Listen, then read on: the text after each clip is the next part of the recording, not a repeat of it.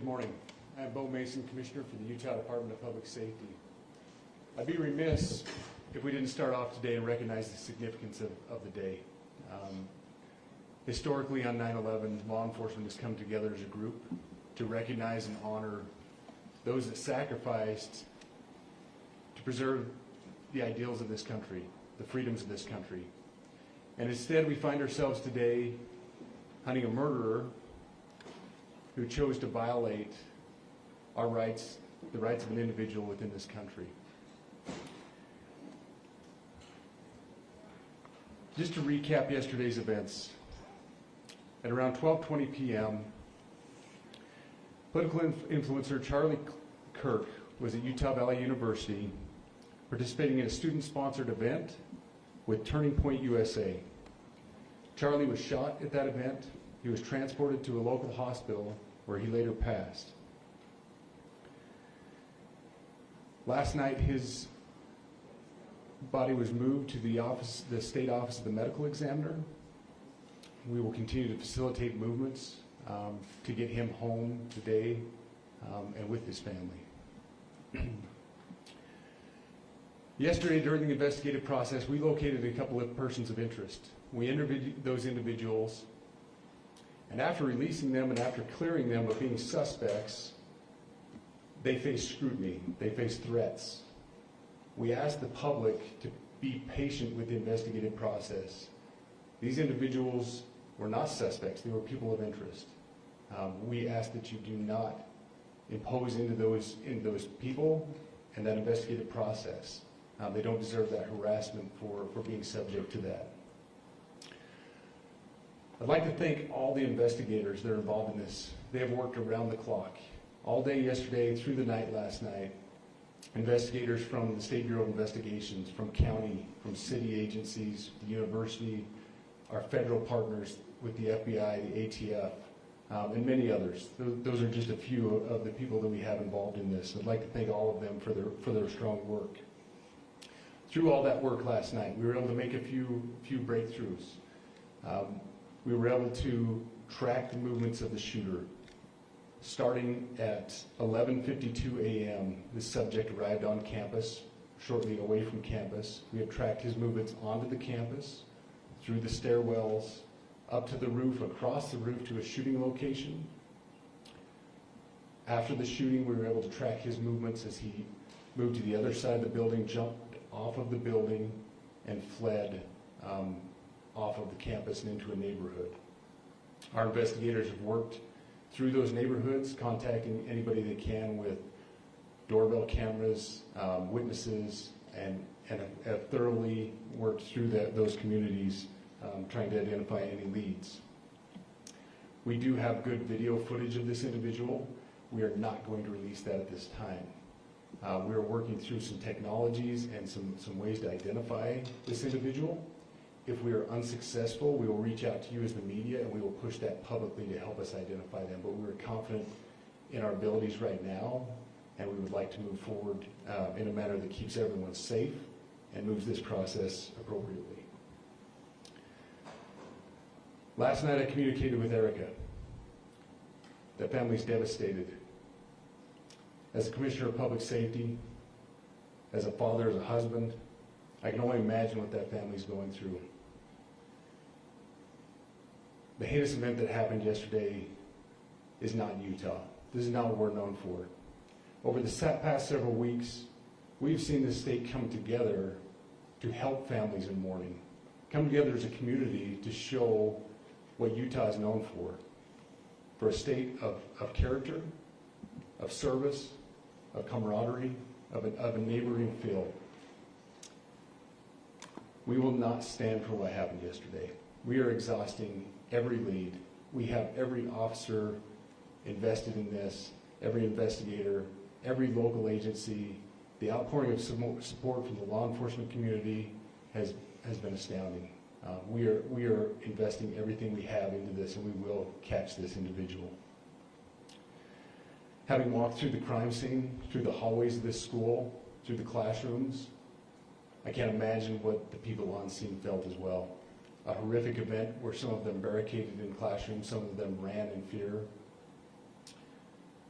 can't overstate the tragedy and the horrific event that yesterday was, and how we will work to bring to justice the actions of one individual or any other individuals that assisted in that. Our state has gone through a lot, and we will come out successful. With that, I'll turn the time over to Special Agent Bowles. Good morning. My name is Robert Bowles, and I am the Special Agent in charge of the Salt Lake Field Office. Following yesterday's tragic shooting of Charlie Kirk, FBI agents have been working around the clock in coordination with our law enforcement partners. We are and will continue to work nonstop until we find the person that has committed this heinous crime and find out why they did it. This morning I can tell you that we have recovered what we believe is the weapon that was used in yesterday's shooting. It is a high-powered bolt-action rifle. That rifle was recovered in a wooded area where the shooter had fled. The FBI laboratory will be analyzing this weapon. Investigators have also collected footwear impression, a palm print, and forearm imprints for analysis. Now, I understand there are a lot of questions about motive. I assure you that all leads, tips are being fully investigated. As of this morning, we have received more than 130 tips. We thank the community for that. The FBI has brought every resource to bear, and we will continue to do so throughout the course of this investigation. The FBI's mission is to protect the American people. It's to uphold the Constitution of the United States. Any attack on the First Amendment is an attack on the very foundation of our democracy. That is why we will relentlessly pursue this case and the shooter until we find him. We also continue to grieve with the family and the community. It's our community. If you have any video or images from the shooting, we ask you to please submit them to our digital media tip website at www.fbi.gov/Utah Valley Shooting. You can also call the FBI at 1-800-CALL-FBI. We truly rely on the public's help in these types of cases, and no tip is too small or insignificant. Thank you. Commissioner James Matthews from Sky News. Can I ask about the shooter? Just really information about him or her. You say you're confident at this stage in terms of tracking down who they are. Can you talk to us about their movements, their demeanour? Do you think it's a man? And also, can I ask, what were the security arrangements in place? Was that roof being monitored? It's a question many people will have. Absolutely. So what I'll release about the suspect is suspect blended in well with a college institution. We're not releasing many details right now, and we will soon, but right now we're not. But that individual appears to be of college age. We are confident in our abilities to track that individual. If we're unsuccessful in identifying them immediately, we will reach out for the public's help and the media's help in pushing those photos. That was a new development overnight, working through the night, studying those cameras. So that's something that's new and that we're working through right now. As far as the security, I cannot speak to that. Neither the Department of Public Safety nor the Federal Bureau of Investigation was involved in the planning or security of this event, and that'll have to be a question later for other agencies. Mr. Mason, I wanted to ask you, you mentioned that you found the gun in a wooded area. Do you believe that the suspect could be hiding in the woods, and is that suspect possibly still in this area? So that's a good question, and it's a question that goes to the safety of the community, right? No, not in those woods. We've walked through those woods and secured it. As to the community, I can tell you that this was a targeted event. We don't believe that the community is at risk. However, we are exhausting every resource to find him, and we will do so. Special Agent Bowles, with the BBC. From the images you have, can you see clearly the suspect's face? say he's college age, do you believe he was from this university? And how far do you think he may have gone in this time span?